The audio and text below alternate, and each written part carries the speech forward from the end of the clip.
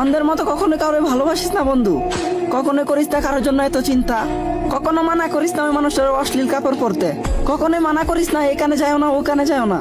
এই দুনিয়াতে মানুষ ওই মানুষটারই কদর করে যে কিনা তারা সবসময় পায়ের জুতার সমান মূল্যায়ন করে না, সবসময় শুধু ফায়দা ওঠানোর চেষ্টা করে। যদি বিশ্বাস না করো তাহলে নিজের মা বাবার দিকে একটু তাকায়ও। প্রত্যেকটা মা বাবাই তার ছেলে মেয়েদের জন্য কতটুকু চিন্তা করে, কখন কি লাগবো না লাগবো, কোন জিনিসে তার কষ্ট হইব, কোন জিনিসে অসুবিধা, সবকিছুর নজর রাখে। তারপরে কিন্তু ছেলে মেয়েগুলা ঠিক মতো মা বাবার কলগুলো রিসিভ করে না।